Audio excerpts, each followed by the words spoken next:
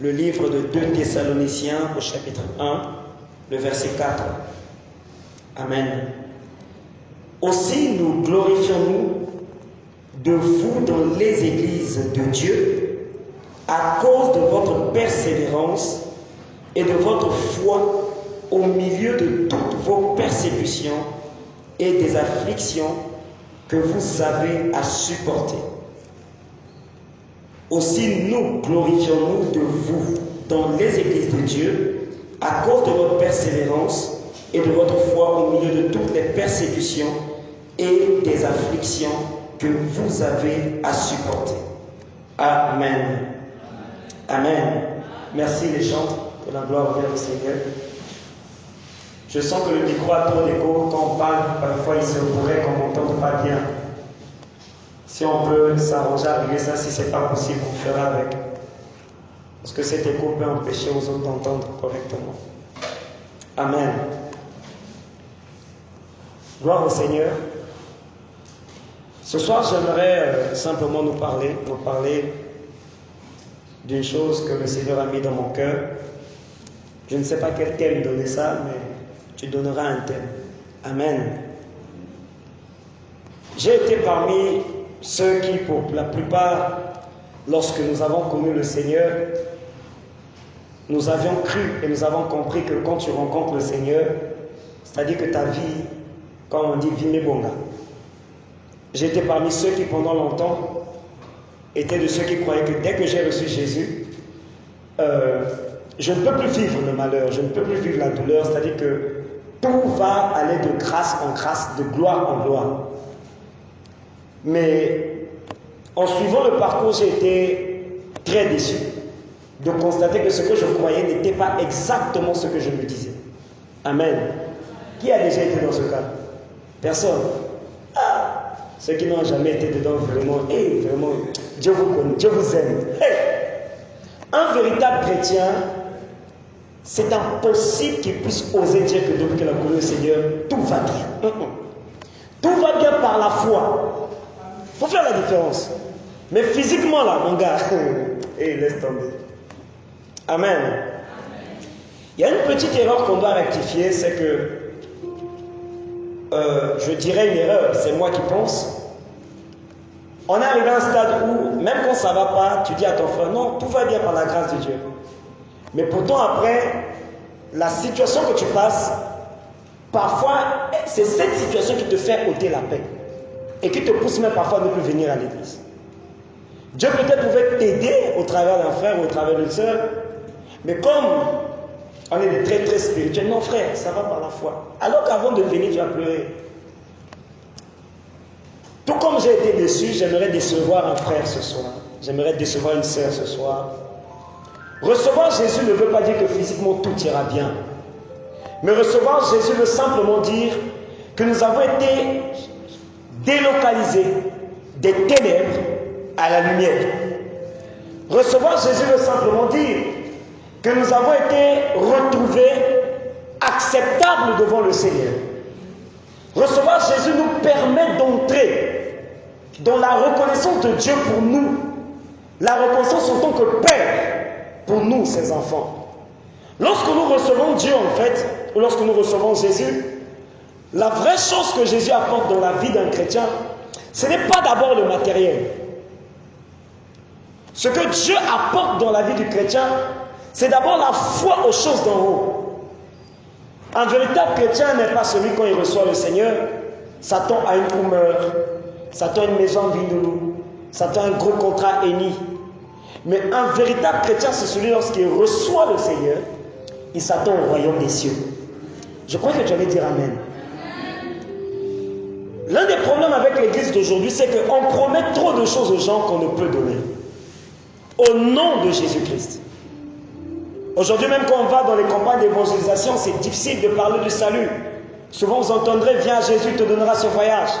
Viens Jésus te donnera la guérison. D'ailleurs, les campagnes d'évangélisation, c'est devenu des campagnes d'évangélisation pour la guérison. Ce n'est plus trop des campagnes d'évangélisation pour le salut. Parce qu'on se dit, on est dans un temps moderne, il faut un peu changer les choses. Mais c'est quelque chose un peu de biaisé, parce que quand tu fais comprendre à quelqu'un qui vient à Dieu pour recevoir le mariage, c'est que quand il vient, il s'attend au mariage. Et quand il ne le reçoit pas, c'est normal qu'il reparte dans le monde. Ou c'est normal qu'il paraît être chrétien, mais qu'en sortant de l'église, il repart en boîte de nuit. Mais le dimanche, il dit frère. Nous avons été tellement trompés, peut-être volontairement, peut-être involontairement. Bien, mais laisse-moi te dire ce soir une chose. La vie chrétienne n'est pas facile. Que l'on ne te trompe pas. Il y aura des jours où tu viens de jeûner, tu viens de prier, tu viens de parler, tu viens d'adorer, tu viens de louer, mais tu manques quand même de sommeil. Il y aura des jours où tu as lu toute la Bible, c'est vrai. Tu as passé une nuit de prière, c'est vrai. On t'a imposé 15 000 fois la main, c'est vrai. Tu as semé toutes sortes d'offrandes, c'est vrai. Mais après ça, de rencontrer quand même une vague contraire, qui t'emmène à te poser des questions pour te dire, est-ce vraiment fait le bon choix? Vous savez, je ne sais pas pour vous, mais ça m'arrivait parfois de me dire, est-ce qu'il n'y a pas une erreur dans cette affaire de marche chrétienne-là? Est-ce que ce n'est pas juste parce que j'y crois trop que je commence à croire en des fables ou en des mythes? Vous savez, c'est naturel, c'est normal qu'en tant qu'être humain de penser que ça ne va pas. Ce n'est pas impossible, c'est normal. J'ai un corps humain. Je suis un esprit, c'est vrai, mais pour l'instant, c'est mon corps qui est là. Alléluia. C'est naturel à un moment donné de s'arrêter, de se dire, qu'est-ce qui ne va pas? Vous savez, il y a des moments, parfois, il y a des prédications que je n'ai plus envie d'entendre. Parce que je les ai tellement entendues, je les ai tellement pratiquées que je n'ai rien vu. Donc quand après on me dit, c'est parce que tu ne fais pas ceci, je dis, mon gars, là, je fais ça. Oui, c'est vrai, non, sérieux. Parfois, quand on te dit, non, tu ne jeûnes pas, parfois, tu viens de sortir de 40 jours. Mais comme ça s'écrit pas au fond. C'est là que je comprends que, frère, un chrétien ne marche pas par le jeûne, ni par l'adoration. Je ne suis pas d'accord que ça marche. Non, non. Je crois qu'un chrétien marche par la révélation. Il marche par la foi en Dieu. Tu sais, Dieu peut te dire à toi d'adorer pour vivre le miracle de la guérison. Mais à quelqu'un d'autre, tu peux lui dire simplement de croire. Mais moi, je crois que la monnaie universelle dans la marche chrétienne, c'est la foi. L'espérance en Dieu. Ça ne trompe pas. Qu'est-ce qu'on n'a pas fait? Toi, peut-être, il y a des choses que tu n'as pas fait. Hein? Mais moi, sincèrement, sans être orgueilleux, je ne sais pas s'il y a encore quelque chose que je n'ai pas encore fait en tant que chrétien. Je ne sais pas. J'ai tout essayé. Et si ça te fait déjà 10 ans, 15 ans de vie chrétienne, tu te rendras compte, en fait, tu écoutes le même message, ça fait longtemps. C'est le même message. Qui change juste un peu de forme, un peu de mots, mais c'est la même chose. Mais pourtant, on a l'impression que ça ne rentre pas, ça ne change pas, ça ne bouge pas. La parole de Dieu déclare que pendant le ministère de Jésus sur la terre, il a prêché le royaume des cieux. Ça veut dire que pendant 3 ans et demi, le gars a parlé que du royaume des cieux. 3 ans et demi, tu entends que le royaume des cieux. Ce que nous prêchons aujourd'hui, nous l'avons prêché hier. Ce qu'on nous a prêché hier, on les a prêchés ça avant-hier. Rien n'a changé.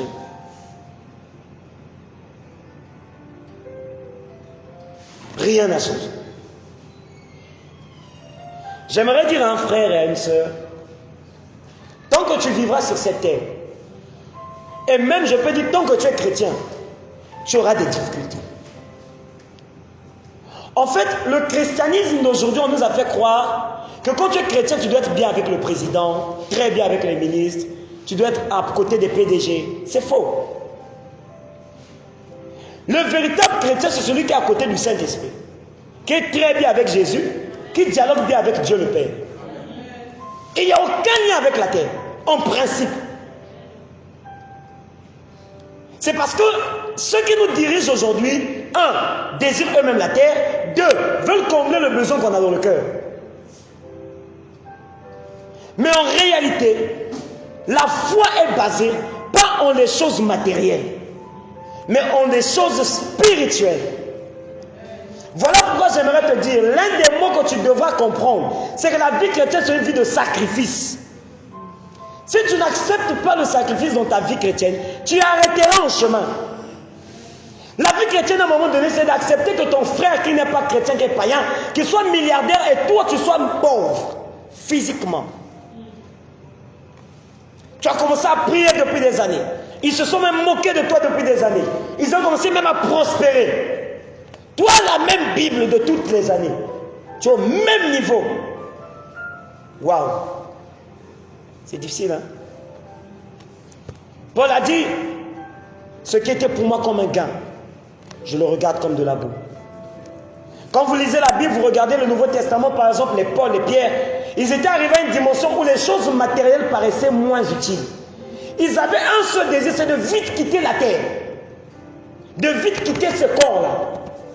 Paul disait même que si je suis encore là, c'est à cause de vous. Mais je veux très vite partir.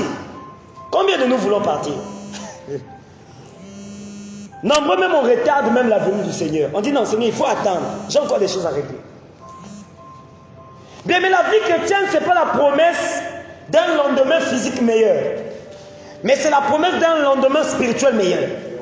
C'est la promesse qu'un jour je serai dans sa présence. En train de l'élever, de l'adorer et de le glorifier. Parce que c'est à ça qu'il m'a appelé. Car Dieu a tant aimé le monde qu'il a donné son Fils unique. Pas afin que quiconque croit ait le mariage. Pas afin que quiconque croit ait le travail. Pas afin que quiconque croit ait la voiture. Mais afin que quiconque croit ait la vie éternelle. Il n'y a rien d'autre que Jésus est venu nous donner si ce n'est la vie éternelle. La vie de Dieu.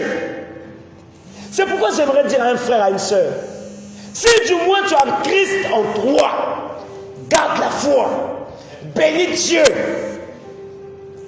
Je n'annule pas le fait que Dieu peut te bénir, non. Mais j'aimerais juste dire, ta foi ne doit pas être conditionnée par rapport à ce que Dieu peut te donner ou qu'il ne peut pas te donner. Ta foi doit être conditionnée par rapport à ce que Dieu est. Dieu est Dieu. Il est bon. Il est fidèle. Tant qu'il est Dieu, je garde la foi.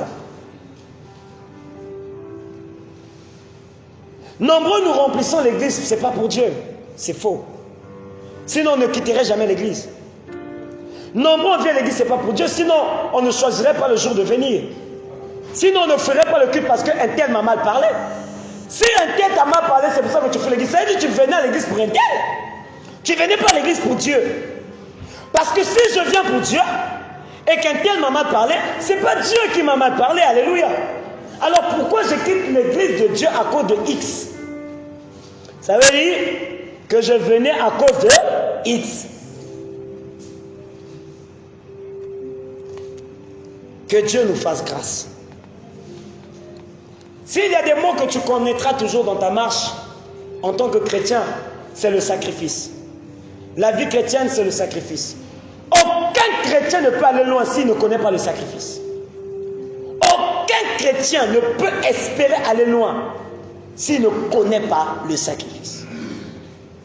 Jésus lui-même a été un homme de sacrifice. Et il est mort comme un sacrifice. Alléluia. Et il a dit, vous ne pouvez pas être plus grand que le maître.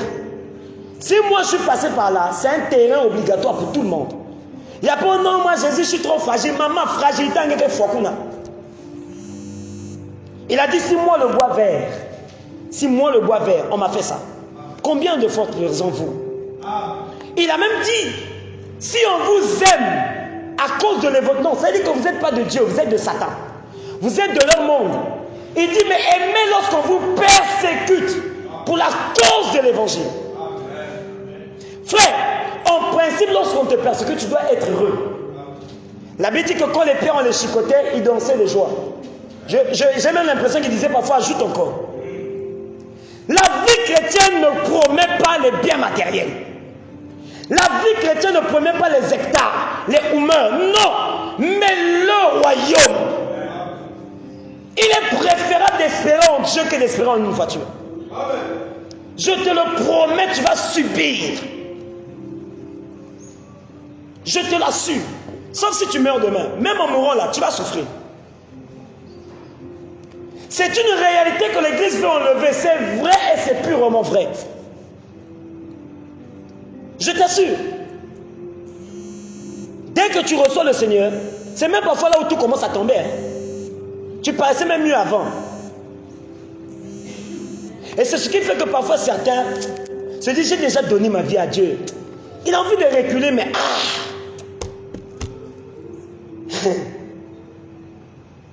Jésus a dit, tu as mis la main à la charrue, papa, il faut avancer. C'est pourquoi un vrai chrétien, s'il n'a pas été circoncis de cœur, parce que si Jésus t'a rencontré, si tu as été circoncis de cœur, tu supporteras les douleurs avec joie. Mais si tu n'as jamais connu Jésus de ton cœur, tu vas même croire que c'est les démons. Mon ami, il y a des persécutions, c'est Dieu, c'est pas Satan. Oui, oui. Je vous informe que Satan est un matériel didactique de Dieu pour te travailler. Satan est la chicotte de Dieu pour te régler. Dieu a éprouvé Job, mais pour Satan, c'était une tentation. Pour Dieu, c'était une épreuve. Dieu éprouvait Job. Il voulait voir le cœur de Job, là, s'il est vrai. Mais Satan était en train de tenter. Donc la tentation de Satan était une épreuve de Dieu pour Job. D'ailleurs, la Bible dit, Dieu ne permettra pas que vous soyez tentés au-delà de vos forces. Qui tente? Ce n'est pas Dieu, c'est Satan. Mais Dieu regarde le niveau de la tentation. Quand Satan te tente, c'est Dieu qui te teste. Quand Satan te tente, c'est Dieu qui te teste. Dieu veut voir si la viande qu'il a mis au feu là est cuite. Tant que tu n'es pas cuit, on ne peut pas te manger. Quelqu'un dit Amen. Quelqu'un dit Amen. Quelqu'un dit Amen. Donc il y a des moments quand Satan te tente, tu dis mon gars, tu es un petit joueur. Physiquement parlant, c'est Satan qui s'arrangeait à mettre Jésus à la croix. Mais quand nous lisons la parole, nous rendons compte que c'était un plan de Dieu. Mais autant là, c'est Satan qui a encouragé les gars. Dites crucifiez-le, crucifiez-le. Or, Satan lui-même était manipulé. Le manipulateur était manipulé par Dieu.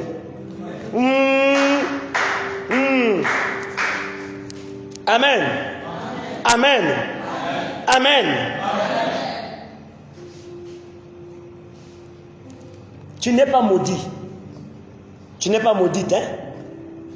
Sauf si Dieu t'a dit ça. Moi, il ne m'a pas dit ça. Amen.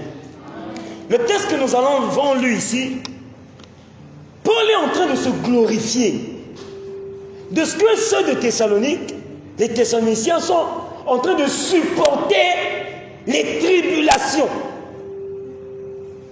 Paul dit, je suis trop heureux et je me glorifie de ce que vous êtes en train de supporter. En fait, quand tu supportes la douleur, tu es en train de rendre gloire à Dieu. C'est ce qu'il veut dire.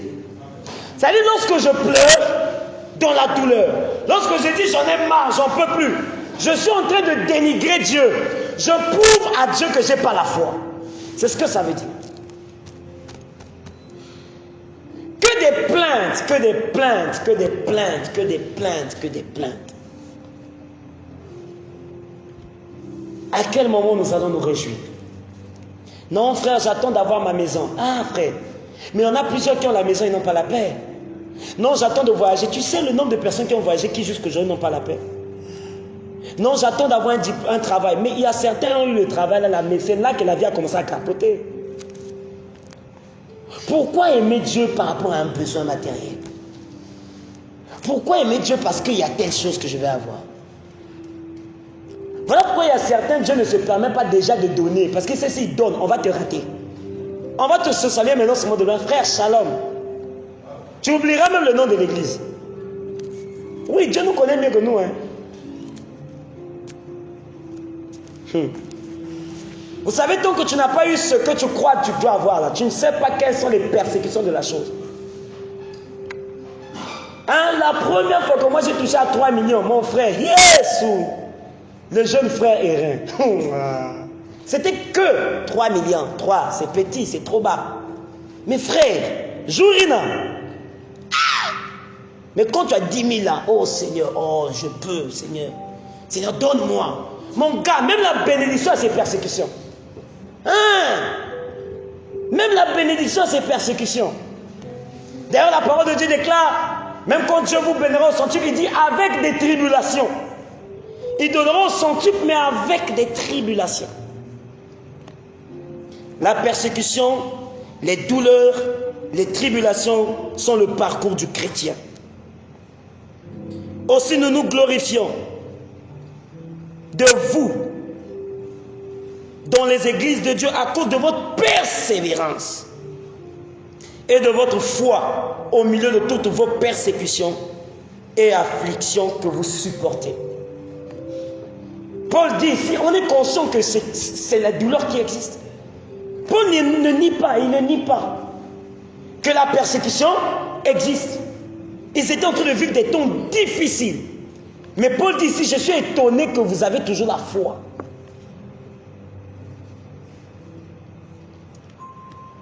Tu sais, lorsque tu crois mériter quelque chose, la meilleure manière d'être sûr que tu mérites la chose, ce n'est pas de te la donner, c'est de vérifier si tu peux la mériter. Quand tu dis que tu mérites d'avoir cette femme dans ta maison, par exemple, on va dire frère, viens la doter. Maintenant, comme tu ne la mérites pas, tu dis non, moi je préfère la prendre, la mettre à la maison, la pomper les enfants et puis c'est bon. Non, tu ne la mérites pas. Ce qui a du prix à tes yeux, tu dois en payer le prix. Ce qui a du prix à tes yeux, tu dois en payer aussi le prix. Tu dois en payer le prix. Tu dois en payer le prix.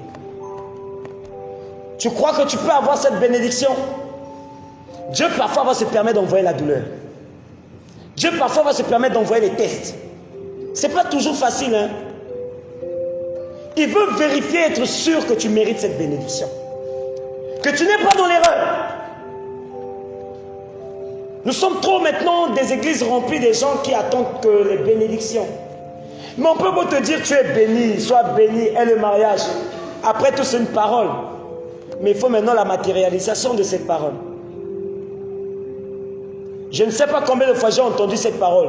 Reçois la victoire, reçois le mariage, reçois... Frère. Ah, que Dieu nous fasse grâce. Tu dois comprendre qu'en tant que chrétien, la meilleure manière de grandir, la meilleure manière d'être mature, c'est de passer par les temps de complications. Bien, mais il n'y a pas de meilleur moyen d'apprendre que dans des temps difficiles. Il n'y a pas de meilleur moyen de devenir un guerrier, un héros, que dans des temps compliqués. Quand tout va bien, tu ne pourras rien faire.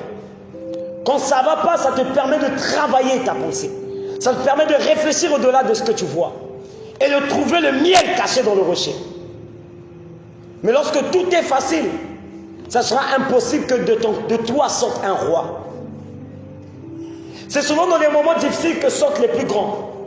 Souvent, c'est dans les temps où c'est vraiment la crise, la difficulté, que les vaillants sortent. Toujours. David est sorti à des moments difficiles. Joseph, Daniel, Moïse, même Jésus, des moments compliqués. Mais ils ont fini comme des héros. Dis avec moi mon commencement. Dis avec moi mon commencement. Ce n'est pas ma fin. Dis avec moi mon commencement. Ce n'est pas ma fin. Tu peux mal commencer, mais tu ne peux pas appeler à mal terminer. Apprécie le parcours. Apprécie le parcours. Notre Père nous a dit, la marche chrétienne, c'est comme quelqu'un dans un avion. Sur le chemin, il peut y avoir des secousses, des trous d'air, des turbulences. Mais toi, tu sais là où tu vas. Et comme tu sais là où tu vas, tu ne sautes pas. Tu attaches ta ceinture de vérité. Tu gardes la foi. Tu arrives à la destination. Ta destinée est tellement grande que tu n'as pas le droit d'abandonner. Ta destinée est tellement grande que tu n'as pas le droit d'abandonner. Alléluia. Que Dieu te donne la force de persévérer. Quelqu'un dit Amen. Tu as dit ton Amen là, tu as dit tu es tellement accablé par les problèmes que vraiment... Dis Amen. Tu sais quand quelqu'un est accablé, dit Amen là c'est compliqué. Et au lieu qu'on lui donne une parole qui va lui dire hello, on lui donne une parole qui va... Là même quand tu n'as pas sommeil, tu as sommeil. Hein? Alléluia. Amen. La vraie parole qui construit, c'est ça. Hein? La vraie parole, c'est pas non. Ça, c'est le sport. Mais c'est ça qui augmente la foi d'un chrétien. C'est ça là. C'est ça. Dis à ton frère, la persécution existe. Dis à ta soeur, tu seras persécuté. Dis-lui, je te promets, tu seras persécuté. Amen. Lisons un peu quelques textes rapidement. On va lire quelques textes, pourquoi pas. J'ai constaté que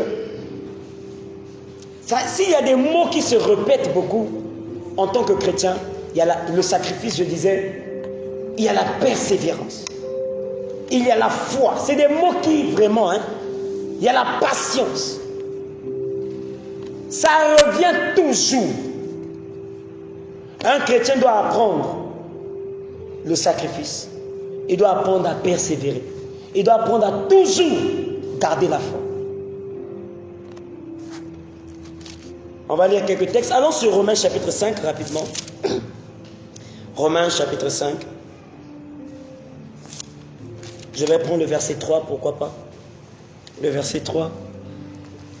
Bien plus, nous nous glorifions même des afflictions, sachant que l'affliction produit la persévérance. Paul dit, dans l'affliction, c'est-à-dire dans la difficulté, au lieu de nous plaindre, on fait quoi? On se glorifie. C'est-à-dire on est heureux d'être affligé. Amen.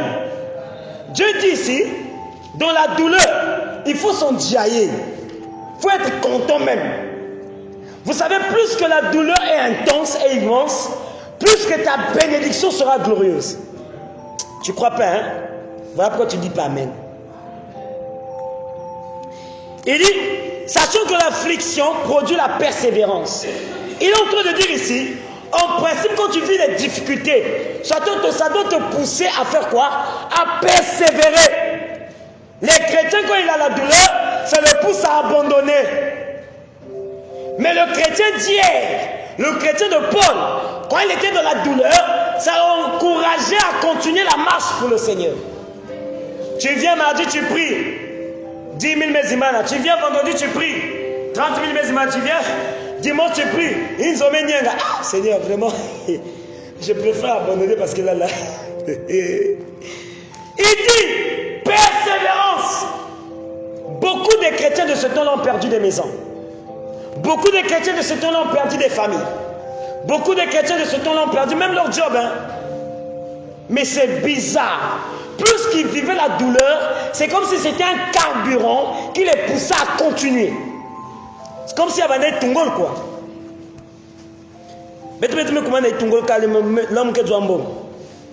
Verset 4, la persévérance à la victoire dans l'épreuve, et cette victoire, l'espérance. Donc ici, je persévère, forcément j'aurai la victoire dans cette épreuve. Le problème avec ton échec dans l'épreuve, c'est parce que tu n'aimes pas aller au-delà de ta limite. Dès que ça commence seulement, Ave, Melemba, Bamvita. À un moment donné, va au-delà. Quel est cet étudiant ou cet élève assez intelligent qui va rentrer en classe et quand on lui donne le devoir, un véritable élève, là, tu peux pas faire ça, vraiment. Attends toi-même. C'est pas parce que c'est difficile. Tu vas te torturer la tête. Tu vas te battre à écrire quelque chose. Je connaissais des collègues en classe qui parfois ils commençaient seulement à recopier le devoir dans le cahier. C'est-à-dire, le devoir, il prend son papier là. Au lieu de le résoudre, il met la même question. Il remet. Il dit, ah mais j'ai rien à dire, je remets la question. Paul dit la persévérance. La difficulté doit me pousser à continuer. Amen. Romains 8, verset 25. C'est quelques textes que j'ai voulu qu'on lise quand même. Romains 8, verset 25. Pardon. La parole de Dieu dit ceci. Mais si nous espérons ce que nous ne voyons pas, nous l'attendons avec persévérance. Toi, tu es dans une situation dramatique, difficile. Tu espères vivre la visitation de Dieu. Alléluia. Mais la difficulté se pointe devant toi. Tu dis, ah non, je préfère pas continuer, c'est trop difficile. J'arrête. C'est la preuve en fait que tu ne voulais pas avoir ce que tu attendais. Paul dit ici, si réellement tu veux avoir ce que tu désires là, si vraiment c'est ton désir, tu aimes la chose là, il dit tu dois affronter la douleur là qui t'empêche d'arriver. Tu dois dépasser l'obstacle parce que tu as un objectif, tu as une destination, tu as une espérance. Parfois ce n'est pas des problèmes physiques, parfois c'est des problèmes spirituels, hein, vous savez. Dès que tu deviens chrétien, tu fais que tomber mal. Tu vas à l'hôpital, on ne voit rien, on ne voit rien, on ne voit rien. Tu dis mais il y a quoi? Parfois c'est toutefois les nuits, tu es visité, des attaques, les attaques. Tout ça pour te dire arrête. Tout ça pour te dire ne continue pas. Mais Paul dit ici, tu as tellement un avenir glorieux. Ce qui t'attend devant est tellement meilleur que tu dois être prêt à payer le prix. C'est parce que nous ne savons pas ce qu'on vient chercher ici à l'église. Voilà pourquoi on vient comme on veut, on fait comme on veut. Si on veut pas aussi, on ne vient pas. Mais si nos regards sont tournés sur Christ, sur le désir d'avoir le privilège de le voir un jour, ou si tu veux pour te consoler sur le désir un jour d'être visité, physiquement, matériellement, tu vas percer, tu vas payer le prix. Tu vas payer le prix. Vous savez, quand quelqu'un à un moment donné ne travaille pas, il cherche du boulot, et qu'il trouve une opportunité. On lui dit, bon ok, tu veux travailler, tu veux du boulot, tu veux avoir un salaire. Ce qu'on a à te faire, c'est, par exemple, je prends un exemple, hein, tu dois soulever ces chaises chaque jour. Je suis convaincu de tout mon cœur qu'à cause du fait que j'ai besoin du boulot, à cause du fait que je veux l'argent, je vais le faire. Même si je n'ai pas les muscles, hein, parce que je suis conscient que si mon manga, c'est la galère qui va continuer. Mais si mon dima, je vais souffrir, c'est vrai. Mais après ça, dans les jours qui suivront, les semaines, les mois, j'aurai quelque chose qui va me donner la joie. Mais Christ est une espérance. Le royaume est une espérance. Il y a une glorieuse chose qui nous attend devant. Tu n'as pas le droit de t'arrêter en chemin à cause d'un caprice quelconque. Tu as perdu quelqu'un de très cher. Voilà pourquoi tu vas arrêter. Laisse-moi te dire, même si tu le perdais pour aujourd'hui, tu vas le perdre un jour. Je vous dis la vérité. Tu galères aujourd'hui. Laisse-moi te dire, même si tu galérais pour aujourd'hui, tu vas galérer un jour. C'est le droit de tout le monde. Tout le monde passe par là. Moi, il y a des moments, parfois, je suis étonné de voir quelqu'un qui est riche, il dit, je galère. Ah, même toi, oui. Ah, tu rigoles, quoi, non? Parce que c'est le parcours de tout le monde. Même quand tu dis Dieu m'a visité, c'est bien. Il t'a visité pas dans toute ta vie. Il t'a visité dans un domaine de ta vie. Mais les autres domaines. Parfois Dieu t'a donné une voiture, Dieu m'a donné une voiture, mais tu es stérile. L'autre a mis au monde. Ah, Dieu m'a donné une maison, mon gars, tu as une maison, c'est bien. Mais l'autre par contre, lui, il a un travail. Toi, tu as eu une maison, mais tu n'as pas de travail. Hein? Ah, Dieu m'a béni, j'ai eu des enfants. Ok. Moi, je n'ai pas d'enfants, mais je suis en train de faire des allers-retours aux USA. Donc, chacun a quelque chose où il est bien. Hey. C'est la consolation que parfois Dieu laisse. Hein? Il te laisse un peu ça pour que moi, pas si, moi, consolation. Moi, pas si, moi, consolation. Dieu est vraiment stratège. Hein? Tu cherches Dieu dans tel domaine. Ah, Seigneur, il y a quoi? Mais il te met une petite consolation. Moi, qui me fait moi qui les gagne, bon, continue à t'aider. Ça peut aller. Ah, Seigneur, fais-nous grâce. Fais-nous grâce. Dieu est parfait. Alléluia. Très souvent, on a l'impression que non, Dieu ne connaît pas. Ah, Dieu, non, Dieu ne sait pas ce que je vis. Hein. Mon ami, laisse-moi te dire que Dieu est ton créateur. C'est-à-dire, il sait comment tu fonctionnes. Et en plus, il a déjà placé, positionné, planifié tout ce que tu es dans le droit de vivre. Tu es sûr qu'il ne sait pas. Et deuxième information, ses yeux voient tout. Voient partout. Lui-même dans le noir, quand tu as besoin de torche, lui sans les torches, il te voit. Pendant que tu es dans le noir, là, tu cherches une torche. Lui sans la torche, il te voit. Dieu n'est pas limité. Et si donc il te laisse dans une phase, il sait pourquoi il le fait. Il ne fait rien au hasard. Il ne fait rien par hasard. Alléluia. Alléluia. Alléluia. J'aimerais deux personnes. Je vais m'arrêter certainement par là. J'aimerais deux personnes. Deux personnes. Deux personnes, deux personnes, deux personnes.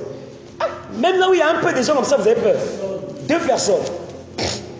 Deux personnes. Acclamons le Seigneur, les deux personnes, les voilà. Amen. Shalom Yaya, shalom ma soeur. Pouvez-vous mettre tous les deux là, devant là? Amen. Regardez juste devant le peuple. Gloire à Dieu, ils ont aussi la même taille. C'est-à-dire qu'ils ont la même vitesse de marche. Amen. Ici, vous avez deux types de personnes.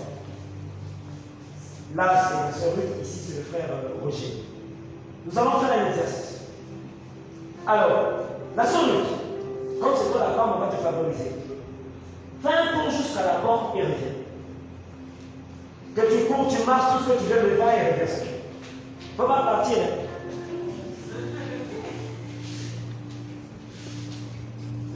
Et tu reviens. Oh, Madame Rose. Amen. Ça n'a pris moins de 30 secondes, n'est-ce pas? Moins de 30 secondes. Elle est partie, elle est revenue. C'est vrai, non? J'aimerais te poser une question. Tu es parti, tu es revenu. D'accord? En partant, en revenant, est-ce que tu as eu le temps de contempler la salle? Pas du tout. Mais pourquoi? Tu dois la salle. Tu te concentrais. Tu faisais toi et toi. Ok. Là, Roger, avec tout le respect que tu as. Ton objectif, c'est d'arriver à la même porte. Mais toi, tu es obligé de rentrer là, de repasser chez le frère, de repasser là, de revenir chez Papa Michel, de sortir, de contourner, de arriver là. Après, tu viens pas. Mais la porte, on essaie de rentrer ça par l'intérieur parce qu'il y a tout le monde. De revenir, tu repasses là, tu passes dans la seule grâce, tu tournes un peu là-bas, parce qu'il faut voir le visage de la petite là-bas, tu reviens et tu vas chez toi. Amen. On a déjà. Non, mais attends. On a déjà commencé à goûter, mais. C'est long, hein. C'est difficile, hein. Comme je lui donne le respect et comme je ne veux pas qu'il le tape devant, je préfère qu'il le fasse. Mais vous remarquerez une chose. Si on fait l'exercice, lui, par contre, il aura beaucoup à dire. Elle a dit qu'il ne peut pas. Elle a le droit d'attaquer. Elle n'a pas assez d'expérience de ce qu'elle a vécu. Elle ne peut pas tout relayer ce qui s'est passé. De même, très facile qu'elle est partie, très facile elle peut retomber. Mais lui, il peut te dire comment la maison est construite. Il peut te dire s'il y a une cour dehors. Il peut même te dire s'il y a un groupe dehors. Elle ne sait même pas si le groupe a. Tu sais que le groupe a. Mais lui, s'il sortait, il avait même le dit. Pourquoi? Il a pris le soin de contempler chaque parcours. Et il peut même dire, il y avait la soeur interne à gauche, le frère interne à droite, la soeur interne à gauche, le papa Michel à droite. Il peut tout nous expliquer pourquoi il a parcouru beaucoup de choses, mais finalement, il va arriver au même moment. C'est ce que Dieu a fait.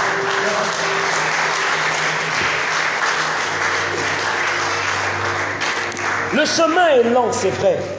Le parcours est difficile. Mais qu'est-ce que Abraham peut raconter à sa génération suivante s'il n'a pas vécu un parcours? Que veux-tu raconter demain si tu n'as pas pris le soin de contempler chaque parcours de la marche? Quel message tu auras à donner si tout a été facile, si tout a été rapide? Tu ne peux pas être chef si tu n'as pas commencé à passer par là où les plus bas sont passés. Parce que quand tu deviendras chef, tu sauras comment tenir les autres parce que tu sais ce qu'ils vivent. Tu ne peux pas maintenir un mariage si tu n'es pas passé par les difficultés de ce mariage. Tu ne peux pas savoir gérer un enfant si tu n'as pas d'abord vu les enfants des autres. Si tu n'as pas su contempler le plaisir d'avoir un enfant.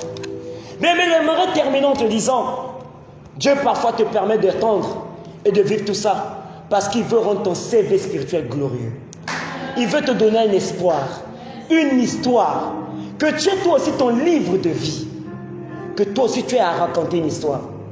J'aimerais dire à quelqu'un, la Bible n'est pas faite d'écrits, mais elle est faite d'histoires. Pas seulement d'histoires, mais d'histoires des personnes qui ont vécu beaucoup de choses. Et leurs histoires aujourd'hui nous édifient. Leurs histoires aujourd'hui nous donnent la foi. Leurs histoires aujourd'hui nous aident.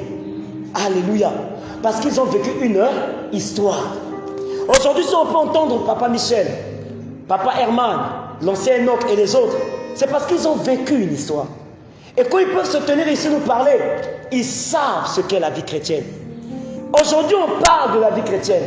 Mais est-ce que nous savons ce qu'est la vie chrétienne? contemple le chemin. Car Dieu ne te fait pas passer par là par hasard.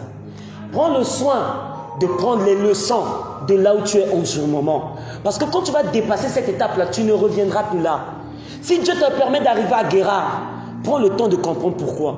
Il t'emmène à Siloé, prends le temps de comprendre pourquoi. Si après il t'emmène à Gershom, prends le temps de comprendre pourquoi. Si il t'emmène après à Gilgal, prends le temps de comprendre pourquoi. Chaque étape de ta vie est une leçon qui te bénira demain. Peut-être pas aujourd'hui, mais demain. Demain. Je te le promets, demain sera meilleur. Demain sera meilleur. Tant que le poulet n'a pas vécu tout le temps qu'il faut au feu, personne ne pourra l'apprécier. Mais si le poulet peut vivre tout le temps qu'il doit vivre sur le feu, quand il sera à table, même celui qui ne voulait pas manger voudra au moins goûter le plat. Tu es un plat devant le Seigneur. Et Dieu veut que tu sois une référence un jour. Accepte avec douleur ce que tu vis. Car la gloire est à venir. Est-ce que tu peux te lever?